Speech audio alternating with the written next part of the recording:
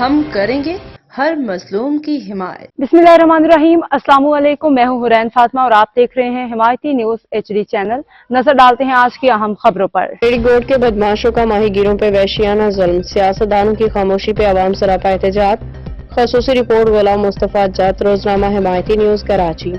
रेडीगोट के इलाके में एक दिल दहला देने वाला वाकया पेश आया, जहां गरीब माहीगीरों को उनके मेहनत का सिला लूटमार, अगवा और तशद्दुद की सूरत में मिला। ये मासूम मेहनत कर समंदर की बेरहम लहरों से लड़के 8 दिन की मेहनत के बाद जब वापस लौटे तो बदमाश उनकी सारी कमाई छीन ले गए। ऐनी शाहिदीन के मुताबिक इन माहीगीरों की कश्तियां तक छीन ली गईं। उन्हें अगवा करके पूरी रात बेईमाना तशद्दुद का निशाना बनाया गया।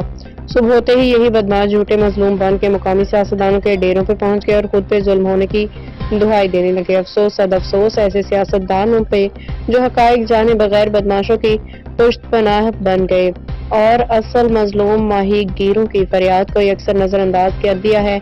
इलाका के अवाम और मछेरों ने सवाल उठाया है कि पुलिस कहाँ है, नेवी और दीगर कानून नाफिज करने वाले इदारे कहाँ हैं?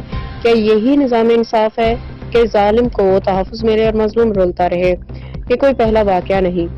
आए दिन माहीगीर बिरादरी पे जुल्म हो रहा है, उनकी मेहनत पे डाका, उनके रोजगार पे हमला और उनके इज्जत नफ्स को पामाल किया जा रहा है।